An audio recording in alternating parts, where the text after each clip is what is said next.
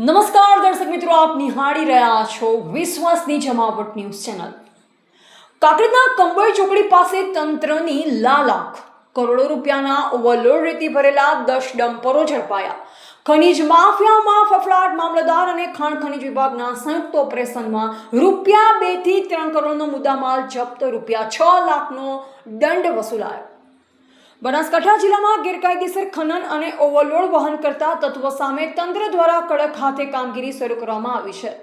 જિલ્લાના કાંકરેજ તાલુકાના કંબોઈ ચોકડી નજીકથી પસાર થતા ઓવરલોડ રેતી ભરેલા 10 જેટલા ડમ્પરો સામે કાંકરેજના મામલતદાર ગૌતમ દરજીએ આકરી કાર્યવાહી હાથ ધરી છે, જે પગલે સ્થાનિક ખનીજ માફિયામાં ભારે ફફડાટ વ્યાપી ગયો છે.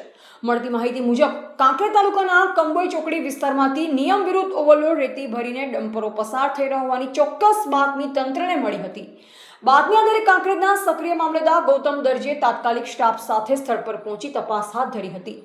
તપાસ દરમિયાન ક્ષમતા કરતાં વધુ રેતી ભરેલા 10 ડમ્પરોને સ્થળ પર જ અટકાવી દેવામાં આવ્યા હતા. મામલતદારે તુરંત જ પાલનપુર ખાણ ખનીજ વિભાગને લેખિત રિપોર્ટ કર્યો. રિપોર્ટ મળતાની સાથે જ ખાણ ખનીજ વિભાગની એક વિશેષ ટીમ તાબડતોડ ઘટના સ્થળે દોડી આવી. ટીમે તમામ ડમ્પરોની તપાસ કરી કાયદેસરની કાર્યવાહી શરૂ કરી. તંત્ર દ્વારા જપ્ત કરવામાં આવેલા આ 10 ઓવરલોડ ડમ્પરોની બજાર કિંમત અંદાજે રૂપિયા 2 થી 3 કરોડ જેટલી આંકવામાં આવી રહી છે. તંત્રે તમામ મુદ્દામાલ જપ્ત કરી કાયદાકીય સકંજો કસ્યો છે.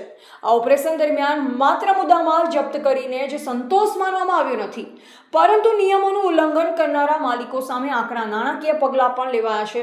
ઝડપાયેલ ડમ્પરો પૈકી 6 ડમ્પર માલિકો પાસેથી અંદાજે રૂપિયા 6 લાખ જેટલી માતબર રકમનો દંડ સ્થળ પર જ વસૂલ કરવામાં આવ્યો હોવાનું સત્તાવાર સૂત્ર પાસેથી જાણવા મળ્યું છે.